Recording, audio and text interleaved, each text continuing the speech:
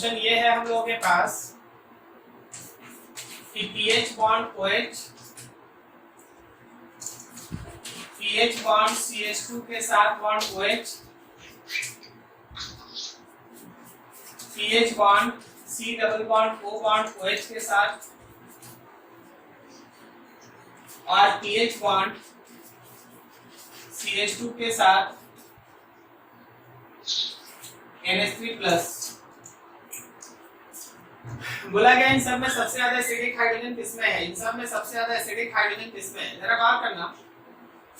यहाँ पे वैसे तो तुम सिंपल सा देखो तो यहाँ कार्बोक्सिलिक एसिड है भाई, pH bond C double bond O bond O minus equal RS, इस वजह से इसका स्टेबिलिटी सबसे ज्यादा होगा। तो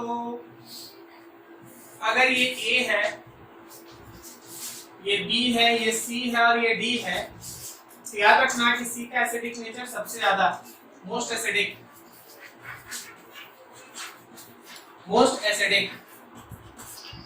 अब यहाँ पे जरा गौर करना, ये क्या है, क्या इसमें फिनाइल जुड़ा हुआ है? यहाँ देख, जैसे यहाँ पीएच के साथ O माइनस है, साथ में H प्लस है,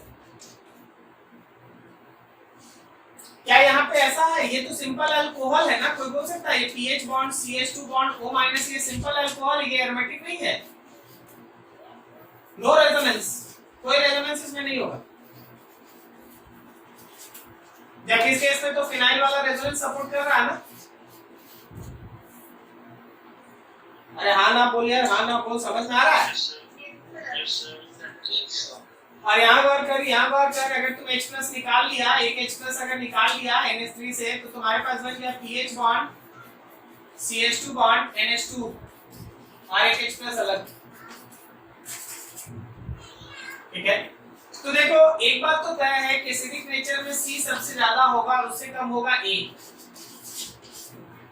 C और A दोनों में रेजोनेंस है, C में ज्यादा रेजोनेंस है, इक्वल RS है, इसलिए उसका स्टेबिलिटी और भी ज्यादा है, उससे कम है A। अब बता B और D में कौन है ज्यादा एसिडिक? D ज्यादा एसिडिक है, कारण है कि उसमें एनायन नहीं बना, उसमें कैटायन अपना H+ लॉस कर लिया, तो D is more acidic compared to this B। ये रहा लेफ्ट से राइट की तरफ, acidic nature decreases, K decreases, acidic nature decreases, K decreases. समझ में आया? सुनाई नहीं दिया? हाँ तो हम इसीलिए तो बोल रहे हैं, हम इसीलिए तो बोल रहे हैं कि NH3 पहले से प्लस में है तो H+ लॉस कर गया यार, लॉस कर गया, H+ ही ना चाहिए एसिडिक नेचर के लिए।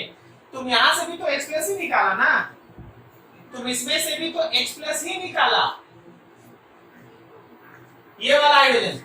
यहाँ NH3 तुम लिखेगा तो यहाँ 3H दिखाएगा, HHH, तो एक हाइड्रोजन निकलेगा एज H+। ठीक है, तो उसका स्टेबिलिटी ज्यादा, ऑब्वियसली। देख एक में O पे माइनस है और एक नाइट्रोजन है जो न्यूट्रल है, तो ये ज्यादा स्टेबल है ना, more stable then any anion, anion से तो ये ज्यादा स्टेबल है। एनायन मतलब जहां O पे माइनस है विदाउट रेजोनेंस, इस वजह से इससे ज्यादा स्टेबल वो है, तो एसिडिक नेचर ज्यादा। ठीक है, इसका दूसरा वाला जैसा क्वेश्चन तो हम लोग कर रखे थे ना, एक में रेजोनेंस है, एक में इलेक्ट्रॉन विड्रॉल ग्रुप है, तो उसको थोड़ा देखिएगा ना, आप खुद से कर लीजिएगा, नहीं होगा तो फिर पूछ लीजिएगा नेक्स्ट। चलो कुछ और किसी का?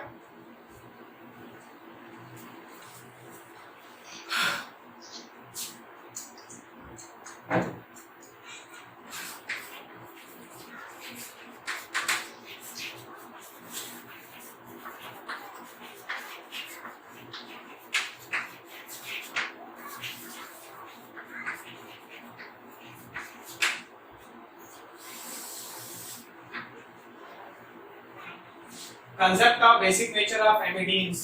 एमिडीन्स याद करो, आप पढ़े हैं R bond C double bond N bond NH2, यही है एमिडीन। ठीक है, एमिडीन में यहाँ H भी होता है। एमिडीन में एक चीज ध्यान रखना कि एमिडीन का जो बेसिक नेचर है वो किसी भी एलिफेटिक अमाइन, एरोमेटिक अमाइन, इन सब से ज्यादा होता है। वो हम लोग पहले ही दिन में इसका सीरीज एक पढ़ रखे थे, पहले ही दिन में हम लोग इसका एक सीरीज पढ़े थे। नाउ थिंक, अभी थोड़ा समझना कि अगर हम लोग इन दोनों, इसका बेसिक नेचर का ऑर्डर हम पहले लिखा चुके। आज मेरा पहला काम है कि मान लो ये एक टर्म है और ये बी है, ये दोनों में से कौन ज्यादा बेसिक है उसको थोड़ा पहचानना। बात करो, चलो इस साइड को एक H प्लस देते हैं, एक H प्लस देते हैं, तो मेरे पास बनेगा R bond C double bond N के साथ H और बॉन्ड N H3 नाइट्रोजन पे plus, bond N H3 nitrogen पे प्लस। जरा सोच के बताओ, क्या यहाँ पे कोई रेजोनेंस पॉसिबल है इस प्लस के साथ? यस और नो? क्या हम इस बॉन्ड को उठा के यहाँ से यहाँ भेज दें? जो लोग यस बोल रहे हैं वो सोचिएगा कि अगर हम लोग ऐसा करते हैं तो ये नाइट्रोजन 5 बॉन्ड बना लेगा। That is not possible। तो याद रखिएगा कि यहाँ पे no resonance is possible, no resonance is possible, resonance हो नहीं सकता। So less stable, ये साइड कम स्टेबल है। अब जरा यहाँ पे तुम एक H प्लस दे दो, यहाँ पे एक H प्लस दे दो, तो R bond C double bond N के साथ H और H और bond NH2 nitrogen pair of electron और यहाँ नाइट्रोजन पे प्लस। जरा गौर करना, बहुत ही आसानी से ये पेयर ऑफ इलेक्ट्रॉन उठ के यहाँ आ जाएगा और ये यहाँ आ जाएगा। मतलब यहाँ पे अगर आप चाहो तो रेजोनेंस बना सकते हैं। रेजोनेटिंग स्ट्रक्चर में आएगा R bond C double bond N H और H, नाइट्रोजन इज पॉजिटिव, यहाँ पे बॉन्ड N और ये दो H, ये दो H। क्या आपको समझ में आ रहा है? तो यहाँ नीचे वाले साइड में resonance is possible, resonance is possible, resonance possible है।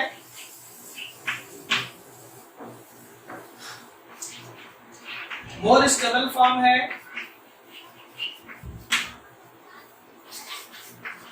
मोर बेसिक है। Resonance is possible, more stable, more basic, ठीक है ना? ज्यादा स्टेबल है, ज्यादा बेसिक है। क्लियर है? अभी जरा गौर करना, मतलब अगर हम A और B में बात करते हैं, A और B में बात करते हैं, तो which side is more basic, which side is more basic, A और B? A is more basic. So A side is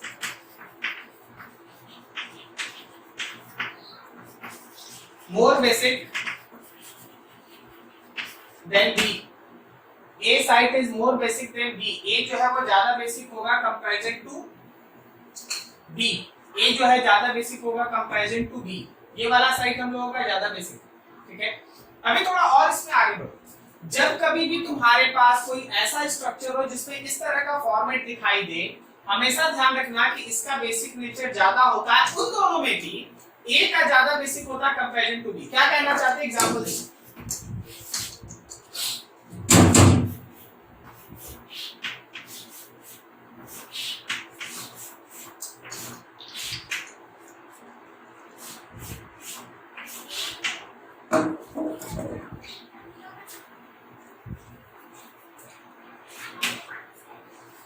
यहाँ पे C है, ये मान ले डबल बॉन्ड NH है और यहाँ पे एक N है, ठीक है? ये N है। उसके बाद तुम्हारे पास एक NH2 यहाँ है, फिर एक NH यहाँ है, एक नाइट्रोजन यहाँ रहा, ठीक है? और हाँ बस ठीक है यही। अब तुम्हारे पास साइट है, A है, B है, ये C है, ये D है और ये E है। A B C D E, A B C D E। चलो जरा सोच के बताओ, सारे के सारे साइड्स का एसिडिक और बेसिक में, मतलब बेसिक नेचर के इंक्रीजिंग या डिक्रीजिंग ऑर्डर में अरेंज करो। कैसे करोगे?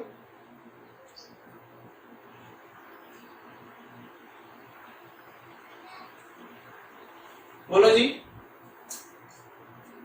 सबसे ज्यादा बेसिक कौन सा साइड? कौन? देख सबसे पहले तुम अपना ध्यान कहाँ लगाओ ना, यहाँ। सबसे पहले अपना ध्यान यहाँ लगाओ। क्या ये एमिडीन का साइट है? समझ में आया? ये एमिडीन है? नहीं समझ रहा?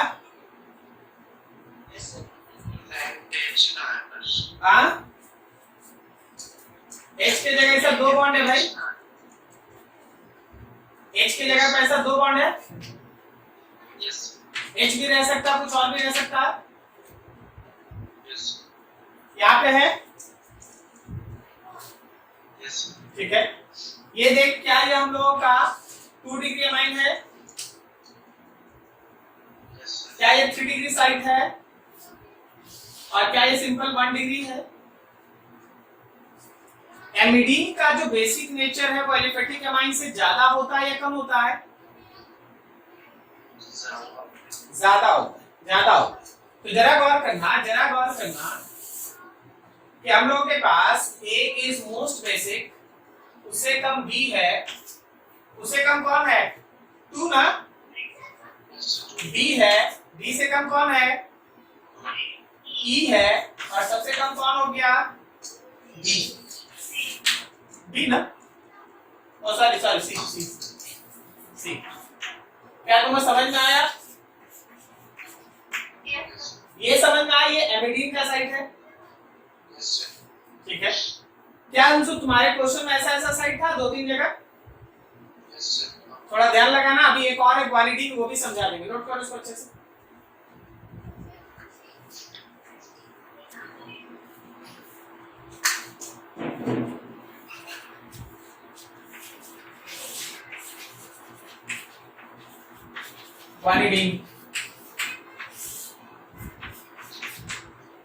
वालिडीन का मतलब हुआ nitrogen bond C, double bond N के साथ H, फिर नाइट्रोजन और ऐसा साइट।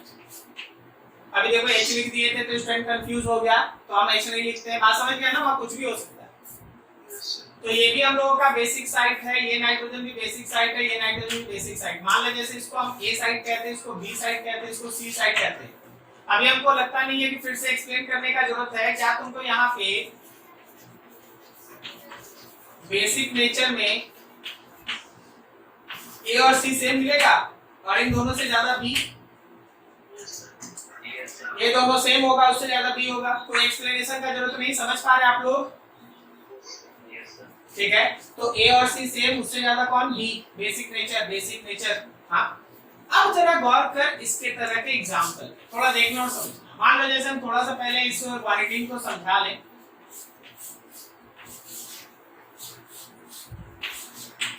अभी मान लो हम यहाँ C लिख दिए, डबल बॉन्ड यहाँ NH डाल दिए और यहाँ पे एक N डाल दिए और यहाँ पे एक और N डाल दिए साथ में। Can you imagine this is a guanidine site? ये guanidine है, ठीक है, guanidine है। अब जरा गौर करना, यहाँ और यहाँ का ऑर्डर सेम नहीं है। ये 2 डिग्री है, ये 3 डिग्री है। ये 2 डिग्री है, ये 3 डिग्री है। क्लियर है? ठीक है। अच्छा बताना जरा, ये तो चलो ठीक है। अगर मान लो हम इसको A लिख देते, इसको B लिख देते, इसको C लिख देते हैं, तो B तो सबसे ज्यादा बेसिक होगा, इसमें कोई शक नहीं। लेकिन A और C में कोई हमको बता सकता है A और C में कौन ज्यादा बेसिक होगा? कौन? याद रखना SH2H2O, याद है आपको? स्टेरिक टेंडेंस टू वाटर यहाँ कम है और यहाँ SH2H2O वाटर का स्टेरिक टेंडेंस ज्यादा है। क्या बोलता है? तो B से कम कौन? A। सबसे कम कौन? C। ये समझ में आया क्या?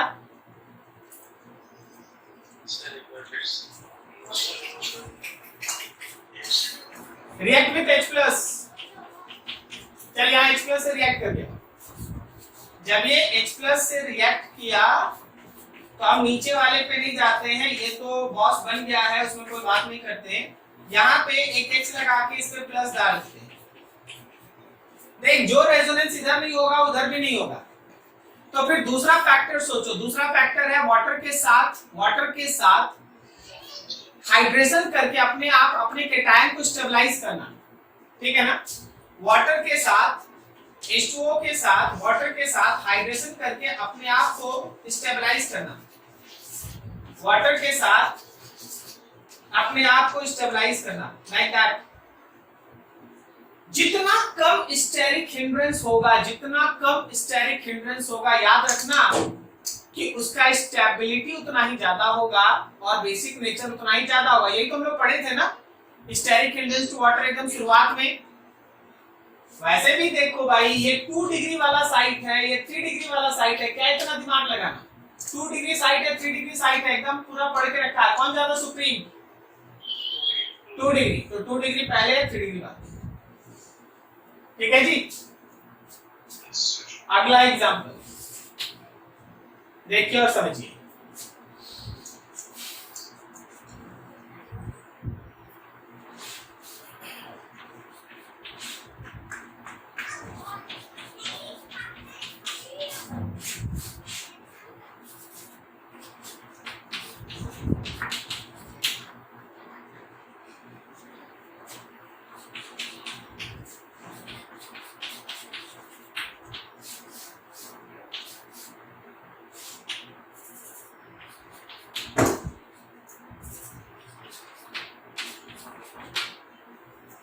चलो ये आ जाओ काम पर। ये मान लो A है, ये B है, ये C है, ये D है, ये E है, ये F है। A B C D E F, which one is most basic? पहला काम ग्वानिडीन पे सोचो। ग्वानिडीन पे पहले सोच लो, बाद में उधर जाना।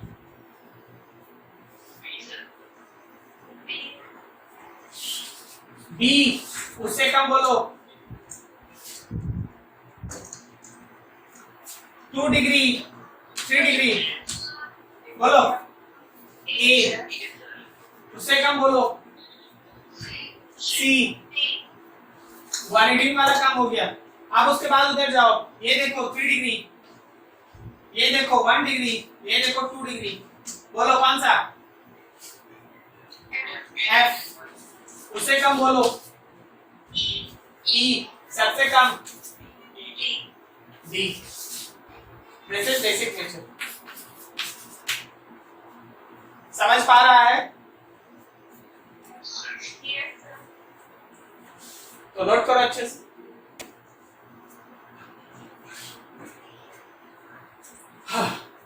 नेक्स्ट है एमाइड्स।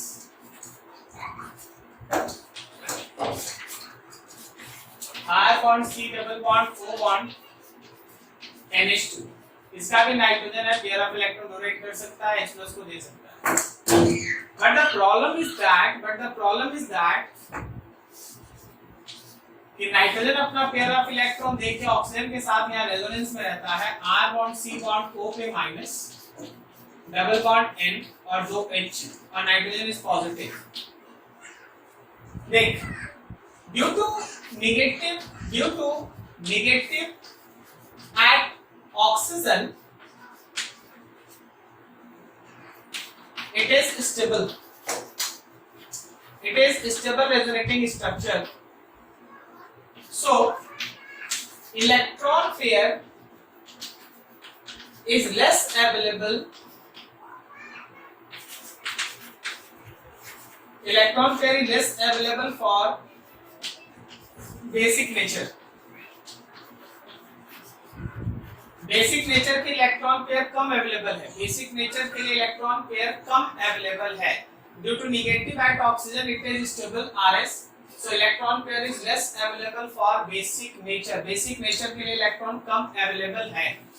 अभी जरा गौर करना कि अगर वहां पे कम अवेलेबल है तो होता क्या है कि एमाइड्स का, so amides have least basic nature। जहां भी एमाइड वाला नाइट्रोजन होगा, एमाइड वाला नाइट्रोजन हमेशा ध्यान रखना वो लीस्ट बेसिक होता है। अब एक बार फिर से हम आपको एक ऑर्डर लिख देते हैं बेसिक नेचर में जो आप पढ़े। हम आपको कुछ लिख रहे हैं, समझिए।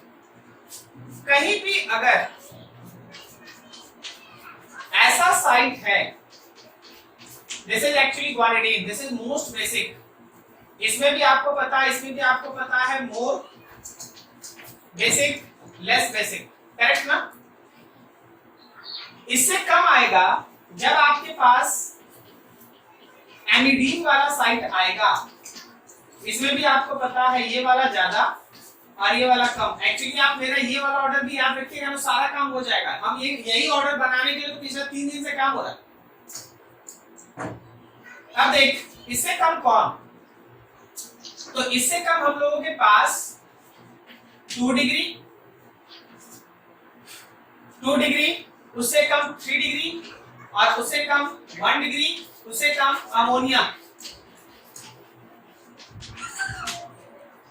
231 aliphatic amine except methyl amine, methyl amine 213। फिर अमोनिया, अमोनिया से कम कौन? अमोनिया से कम पायरिडीन। याद आ गया पायरिडीन? अमोनिया से कम कौन? तो पायरिडीन। पायरिडीन से कम कौन? यहां से फिर से स्टार्ट होता है।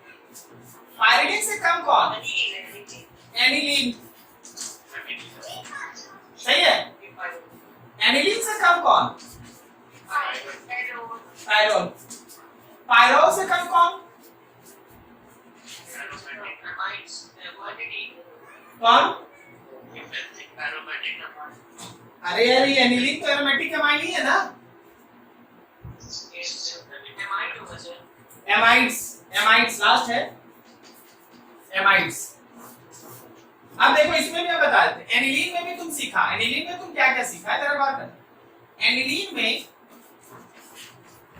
बहुत ज्यादा डीप तो यहाँ नहीं लिख पाएंगे। आपको याद होगा, अगर इलेक्ट्रॉन डोनेटिंग ग्रुप है तो ज्यादा, उससे कम एनिलीन खुद, सही है। और अगर इसी के एनिलीन के साथ अगर कोई इलेक्ट्रॉन विथड्रॉइंग ग्रुप है तो कम, क्या पड़ा है?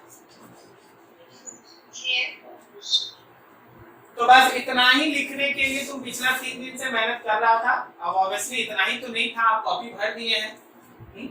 तो जरा याद रखिएगा और बेसिक नेचर का जो क्वेश्चन बनाना है बनाइएगा। क्या जी अंशु बाबू, आपके बहुत सारे क्वेश्चन का आंसर मिल गया ना? अभी इसको ऐसे समझो, अभी इसको ऐसे समझो कि फ्री रेडिकल प्रोमोटर्स कौन होता है?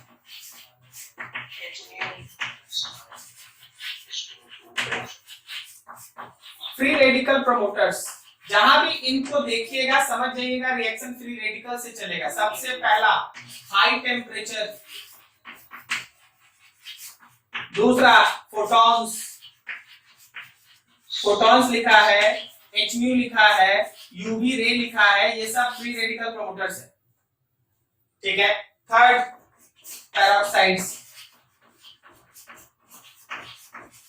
Third peroxide, high temperature, photons, Hmu, UV rays, peroxides. हमेशा ध्यान रखना, अगर इसमें से कुछ भी है तो याद रखिएगा reaction will proceed through free radical mechanism. क्या ये लाइन याद रहेगा? अब आप ऐसे दिमाग लगाइए ना, अब आप ऐसे दिमाग लगाइए कि कोई रिएक्शन में कौन सा मैकेनिज्म फॉलो करना, उसका तैयारी हो रहा है। जैसे अगर हम लोग कहीं देख लिए कि हाँ भाई यहाँ कोई ना कोई फ्री रेडिकल प्रोमोटर लिखा है, तो याद रखना फ्री रेडिकल मैकेनिज्म से चलेगा। बॉन्ड जब तुम तोड़ेगा तो उस समय फ्री रेडिकल बनेगा as a reaction intermediate. Second part आता है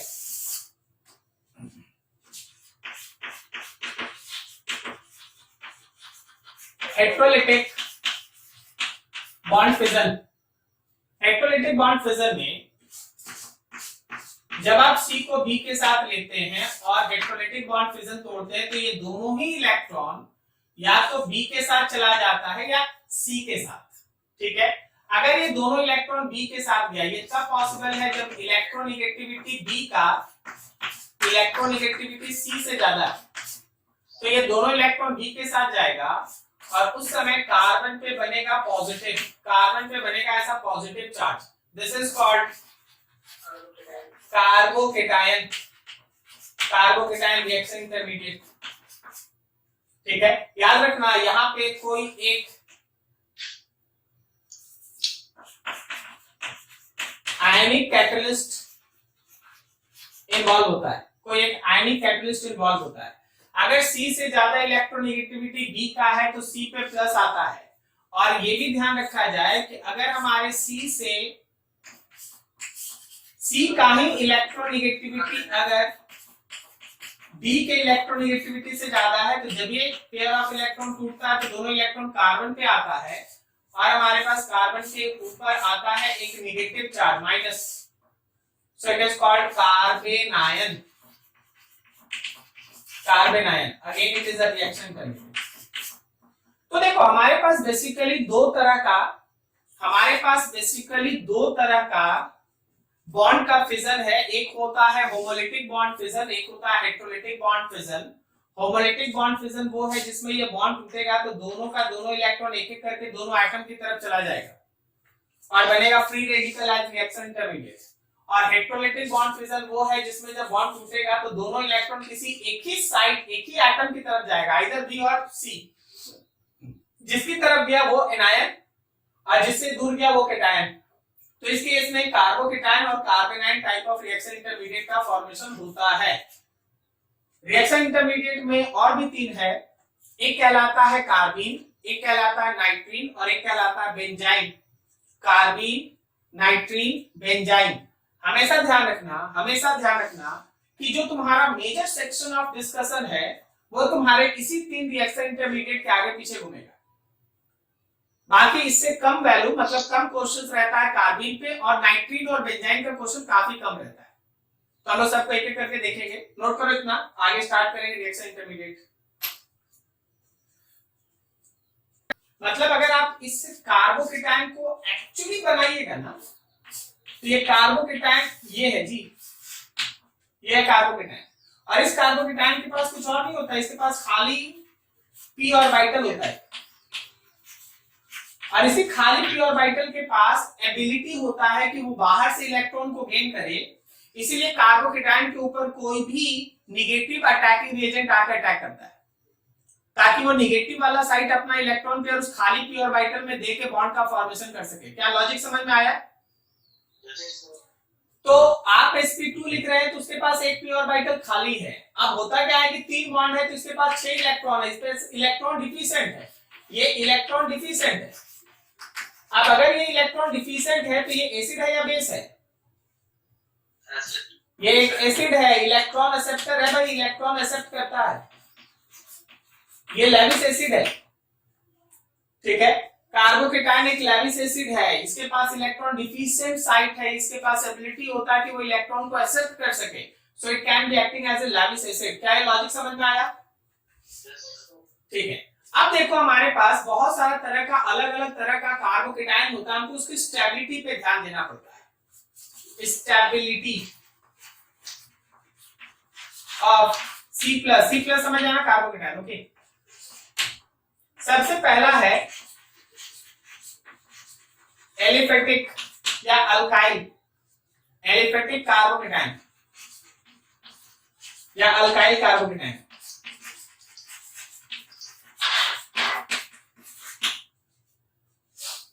हमारे पास मौजूद है CH3 बॉन्ड,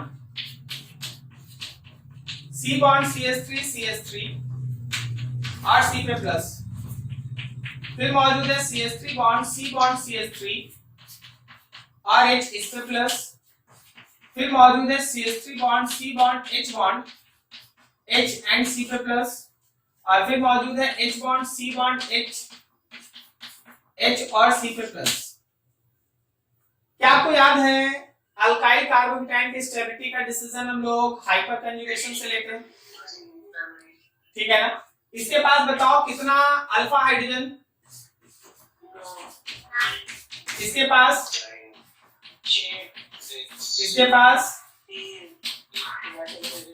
अरे जी। तो जैसे जैसे number of alpha hydrogen decrease करना वैसे वैसे हाइपर कंजुगेशन भी घटेगा। Number of alpha hydrogen decreases, hyperconjugation decreases, number of alpha hydrogen decreases, hyperconjugation decreases, ठीक है। और जैसे जैसे ये hyperconjugation डिक्रीज करेगा वैसे वैसे stability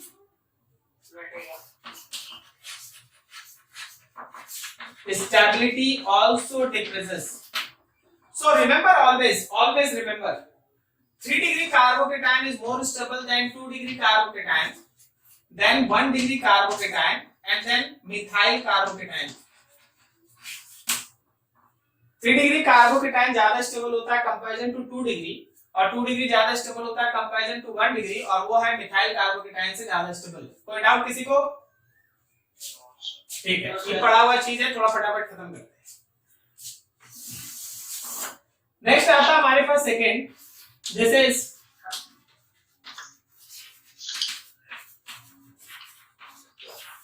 benzylic carbocation. Benzylic carbocation actually आप इसको कहते हैं, इस कार्बन पे ऐसे प्लस चार्ज है, then it is called benzylic carbocation. होता क्या है, यहाँ पे रेजोनेंस है, ये पेयर ऑफ इलेक्ट्रॉन बाहर आएगा, फिर ये यहां से यहां जाएगा, फिर ये यहां से यहां जाएगा। तो ड्यू टू रेजोनेंस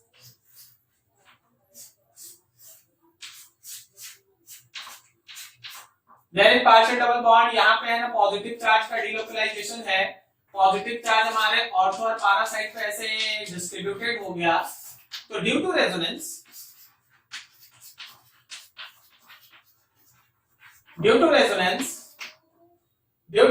याद रखना, इट हैव हाई स्टेबिलिटी, इसका स्टेबिलिटी ज्यादा होता है, रेजोनेंस की वजह से इसका स्टेबिलिटी ज्यादा है, रेजोनेंस की वजह से इसका स्टेबिलिटी ज्यादा है। This is benzylic carbocation.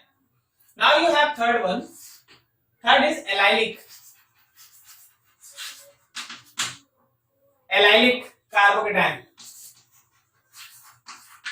एक ऑर्डर हम शुरुआत में मेंशन करते हैं, उसके बाद हम एक एक पॉइंट को आपके सामने है ना क्लियर करके दिखाते चलेंगे। एक रफ ऑर्डर आपके सामने रखते हैं। Allylic carbocation, CH2 double bond CH bond CH2 and this carbon is positive. याद रखना, ये पेयर ऑफ इलेक्ट्रॉन यहां से यहां आता है ड्यू टू रेजोनेंस, और फिर हमारे पास बनता है CH2 bond CH double bond CH2 and it is positive again there is resonance. Due to resonance it is more stable, ये ज्यादा स्टेबल होता है, इसका स्टेबिलिटी ज्यादा होता है। नाउ थिंक, थर्ड के बाद fourth, vinylic carbocation. Vinylic carbocation क्या है भाई? तो हमारे पास जो डबल बॉन्डेड कार्बन है उसी के ऊपर प्लस, जब डबल बॉन्डेड कार्बन के ऊपर प्लस होता है, ऐसा जब डबल बॉन्डेड कार्बन के ऊपर प्लस होता है तो याद रखना यहाँ पे एग्जिस्ट करता है इलेक्ट्रोस्टैटिक स्ट्रेंथ। इलेक्ट्रोस्टैटिक स्ट्रेंथ, बगल में देख पाई इलेक्ट्रॉन का क्लाउड है और उसके बगल में प्लस होने का मतलब खाली पी ऑर्बिटल भी है। तो एक बगल में है ना इलेक्ट्रॉन ज्यादा है और एक जगह इलेक्ट्रॉन का कमी है, इस वजह से वहां जो पी स्थान चलता है उसको इलेक्ट्रोस्टैटिक स्ट्रेंथ कहते हैं। मेक्स इट लीस्ट स्टेबल, इसको सबसे कम स्टेबल बना देता है। This is a rough idea, एक आइडिया है आपके पास, लेकिन अब हम लोगों को डिस्कस करना है उन फैक्टर्स के बारे में जो इसके अंदर भी कोई इफेक्ट जनरेट कर सकता है, जो इसके अंदर भी बहुत सारा इफेक्ट जनरेट करेगा, यहां भी होगा एंड सो। ठीक है, पहले आप इसको नोट करें फिर आगे बढ़ते हैं। अब आप थोड़ा ध्यान से एक एक चीज को समझिए।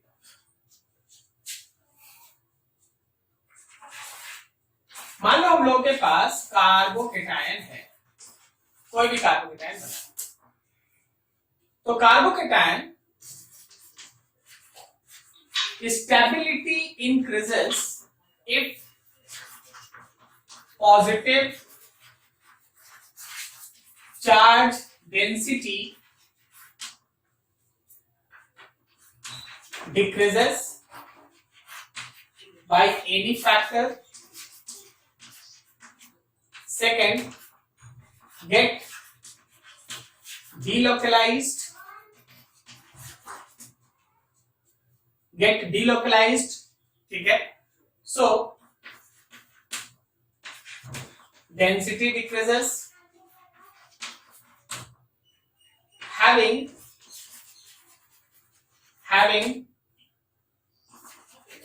any kind of stability support,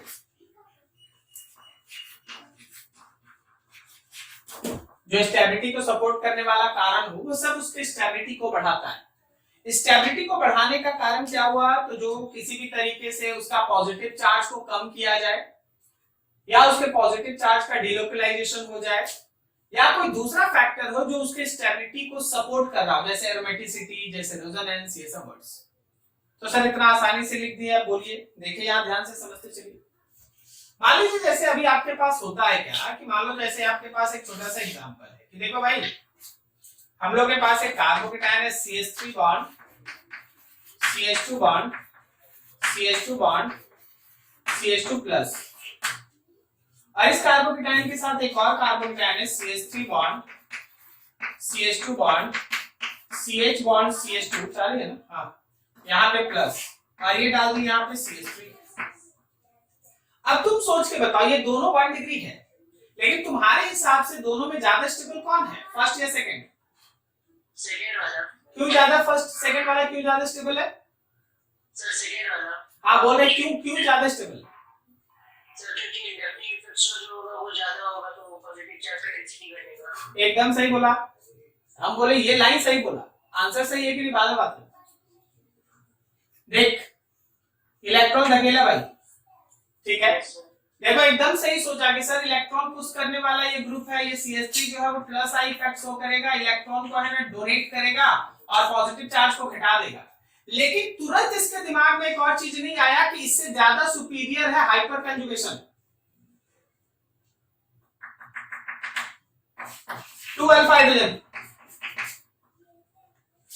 1 alpha hydrogen, hyper conjugation किसमें ज्यादा? मोर हाइपर कंजुगेशन, यहां लेस हाइपर कंजुगेशन। अब तुम बोलो आंसर किससे देगा, हाइपर कंजुगेशन से देगा कि इंडक्टिव से देगा? सो 1 और 2 stability of 1 is greater than 2 due to hyperconjugation. जब हाइपर कंजुगेशन है तो इंडक्टिव का क्यों चर्चा? क्या समझ रहे हैं आप बात? Yes sir. चलिए अगला देखिए, तो अगला है आपके पास CH3 CH2 और हम लोगों के पास CH और हम लोगों के पास CH2 और प्लस, और यहां मौजूद है CH3 और फिर मौजूद है CH3 bond CH2 bond CH और फिर से CH2 ऊपर में प्लस और मौजूद है CD3। अब बोलो 1 और 2 which one is more stable? Second वाला। अब क्यों बोल रहा है सेकंड वाला? Yes sir. हाँ, क्या इस बार हाइपर कंजुगेशन से कोई आंसर निकाल सकता है? नहीं, यहाँ भी एक है, यहाँ भी एक है, तो अब बच गया यहाँ CH3 जो प्लस आई इफेक्ट शो करेगा, यहाँ बच गया CD3 जो प्लस आई इफेक्ट करेगा, और ये मोर है। क्या सही बोल रहे हैं? ये लेस है, तो जो ज्यादा इलेक्ट्रॉन पुश करेगा वो प्लस को कम कर देगा, तो स्टेबिलिटी को बढ़ा देगा। तो 1 से ज्यादा स्टेबल कौन? 2। क्या तुमको खेल समझ में आने लगा क्या हो रहा है? देख अगला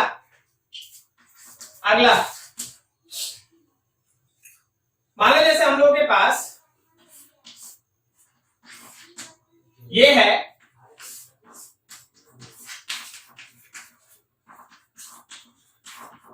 ये लिखने का मतलब CH3 है ना? Yes sir. बोलो 1 और 2 which one is more stable? 2। Why 2? Sir inductive ज्यादा है, हाइपर कंजुगेशन जरूरी नहीं है। क्यों? पहला वाला में अच्छा इसमें हाइपर कंजुगेशन क्यों नहीं है?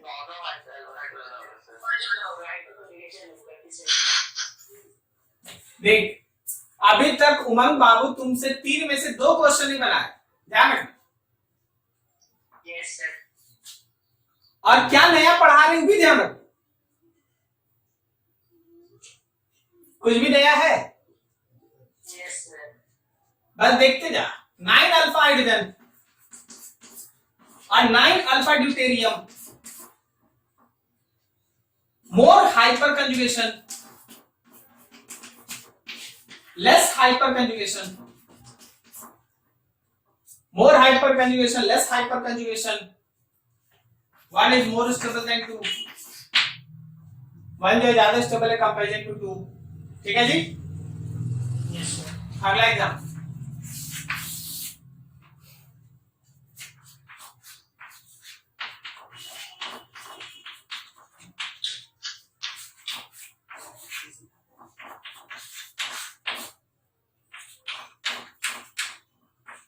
One and two. Which one is more stable and why? Which one is more stable and why? Second वाला ज्यादा होगा. क्यों होगा? Plus आई थे. हाँ बिल्कुल सही. पहला वाला होगा क्योंकि hyperconjugation है. क्या बोला?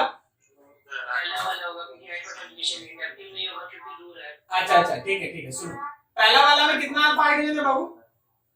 सर 2 और 3. 3 है. अरे खाली यहाँ से एक है. और इस साइड वाला अल्फा या 2 है. कितना? 3 है. तो यहाँ भी एक है या 2 है. क्या दिक्कत है? बोलो. क्या इससे आंसर आप निकाल पाइएगा? तो अब रोल आ गया CH3 का. और ये बड़ा वाला पता नहीं क्या है. जानते हो बड़ा वाला क्या है? नाम बता दो उसका. थर्ड ब्यूटाइल है. कौन ज्यादा इंडक्टिव इफेक्ट शो करेगा? Third butyl. More plus I. So 1 से ज्यादा स्टेबल 2. अभी भी नहीं समझ रहा है. समझ में आया यहाँ तक? तुम हड़बड़ा के आंसर दे रहा यार. तुम हड़बड़ा के आंसर दे रहा. जो गलती तुम यहाँ किया वही गलती यहाँ कर रहा और वही गलती यहाँ कर रहा. एक बार में गलती करेगा, 2 बार कर लेगा, चल अच्छा है. ज्यादा खुश है तो 3 बार कर ले.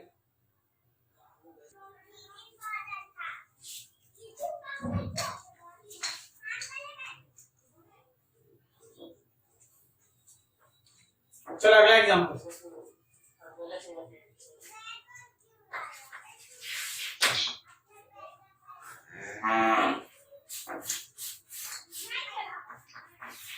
कितना डिग्री कार्बोकैटायन? ये कितना डिग्री कार्बोकैटायन? बताओ कौन ज्यादा स्टेबल? सेकंड वाला ज्यादा स्टेबल सर. क्यों सेकंड वाला बोला? तो यहाँ पे हाइड्रोजन 5 हाइड्रोजन और यहाँ पे 3. इसमें हो जाएगा 2 और 4. सेकंड वाला कम है.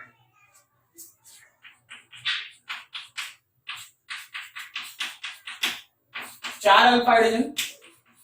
इसमें हाइपर कंजुगेशन ज्यादा फर्स्ट की सेकंड. हाइपर कंजुगेशन ज्यादा है फर्स्ट में और यहाँ कम है. आप बोलो कौन ज्यादा स्टेबल?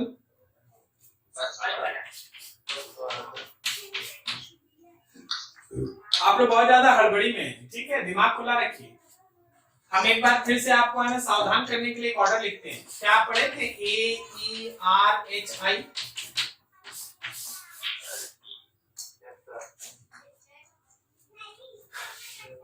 आज अभी तो तुम खाली यही खेल रहा है. H और I में खेल रहा है. H और I, H और I, H और I. अभी बाकी आगे H और I. तुम हमेशा I देखता है. जब I देखने का तो H देखेगा, जब H देखने का तो I देखेगा. दोनों एक साथ है तो किसको देखेगा? हाँ, अभी तो यार केमिस्ट्री में है तो कैपेसिटर बोल. ठीक है, जब कैपेसिटर में रहता है तो इसमें रिएक्शन कौन सा हो रहा है. ठीक है, यही प्रॉब्लम है हम लोग का. जब हम लोग वॉक करते हैं, मान लीजिए जैसे इवनिंग वॉक पे जाएंगे, तो जब हम वॉक करते हैं तो उस समय हम पढ़ाई के बारे में सोचे. आज हम पढ़ा रहे हैं तो हम वॉक के बारे में सोचे. ये तो सही बात है सर. होता है. चल अगला. Human nature. एक ही वो तो आंसर है, ह्यूमन नेचर. NO2 एकदम बच्चा वाला क्वेश्चन, इस बार गड़बड़ मत करना, बोलो। सेकंड वाला होगा सर पक्का। अरे वाह, यस सर सेकंड वाला। Thank you and thank you, आपका हम बहुत ही शुक्रिया अदा कर रहे हैं।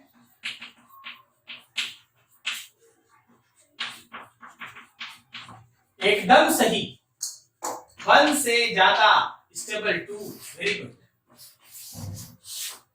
ठीक है।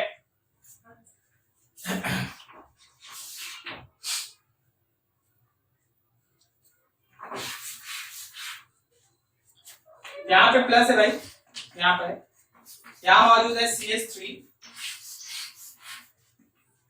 यहाँ पे प्लस है यार, और यहाँ मौजूद है CD3। अब बोल 1 और 2 में कौन ज्यादा स्टेबल है, what is the reason?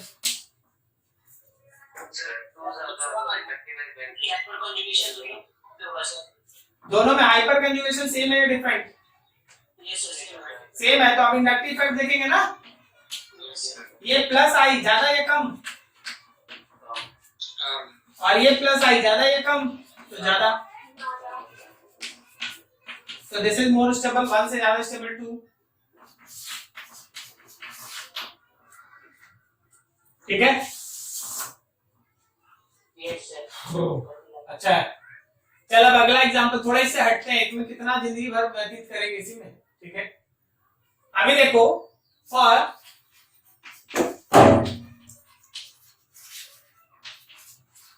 Benzylic carbocation, ये रहा बेंजाइलिक कार्बोकेटायन भाई,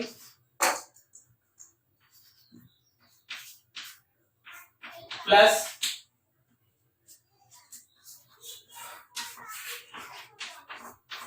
फिर ये रहा बेंजाइलिक कार्बोकेटायन, फिर ये रहा बेंजाइलिक कार्बोकेटायन। ऐसा एक चीज ध्यान रखना कि अगर हमारे इस पर्टिकुलर रिंग के साथ कोई भी इलेक्ट्रॉन डोनेटिंग ग्रुप मौजूद है, समझ गया, इलेक्ट्रॉन देगा तो प्लस बढ़ेगा या घटेगा? हाँ, प्लस घटेगा, स्टेबिलिटी इंक्रीज करेगा, स्टेबिलिटी इंक्रीजेस। और अगर हमारे पास कोई भी इलेक्ट्रॉन विड्रॉइंग ग्रुप हुआ तो प्लस बढ़ेगा, स्टेबिलिटी घटेगा, कोई दिक्कत नहीं ना। तो ये ज्यादा स्टेबल, उससे कम ये, उससे कम ये। तो एग्जांपल देखा जाए थोड़ा,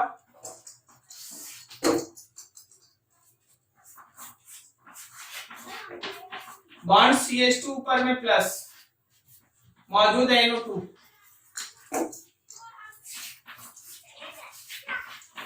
बॉन्ड CH2 ऊपर में प्लस, मौजूद है CH3,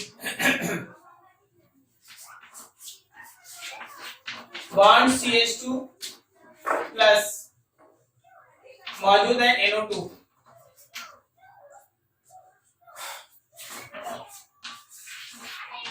बॉन्ड CH2 यहाँ प्लस, मौजूद है CH3,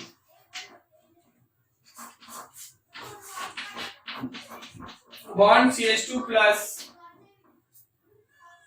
मौजूद है CD3। 1 है भाई, ये 2 है, ये 3 है, ये रहा 4 और ये रहा 5। चलो ये बोलो सबसे ज्यादा स्टेबल कौन? 5 सबसे ज्यादा स्टेबल कौन? 5 होगा, 5 के बाद 2 के बाद सबसे ज्यादा बोलो ना, बस हम उसी में समझ जाएंगे, बाकी आगे। अच्छा, 5 के साथ किसी का कंपटीशन था क्या कि तुम सुविधा 5 ही में एकदम आसानी से मिल गया 5वां? दूसरा का थोड़ा सा कंपटीशन था ना। अच्छा आपको ये बताना, ये दूसरा जहाँ है, दूसरा में CH3 जहाँ है, वो क्या क्या शो करेगा?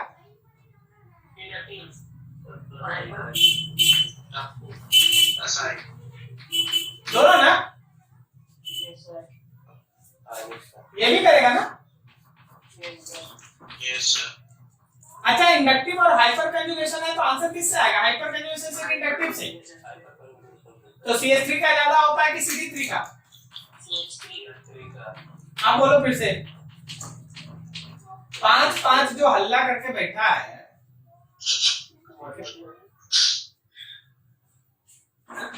हाइपर कंजुगेशन कैसे हो? वाह वेरी गुड क्वेश्चन।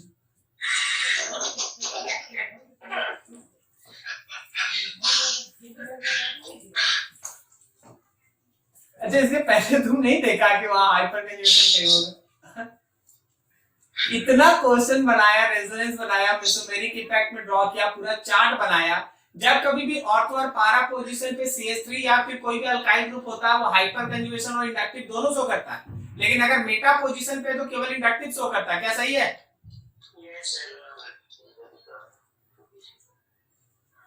संतुष्ट? तो 2 सबसे ज्यादा, उससे कम कौन? तो 5। अब 5 के बाद बताओ। 5 के बाद 4, बिल्कुल सही, क्योंकि ये इलेक्ट्रॉन डोनर है। हाँ ठीक है, प्लस आई है कब केवल, अब देखिए केवल प्लस आई है, यहाँ हाइपर कंजुगेशन नहीं, बेटा हो गया ना। तो 4। अब उसके बाद बताओ, चलो नाइट्रो पकड़ो। यहाँ पे नाइट्रो कौन सा इफेक्ट शो करेगा? बोलो। ऑर्थो इफेक्ट शो करेगा। -m। अरे यार -m करेगा भाई, यहाँ करेगा -i।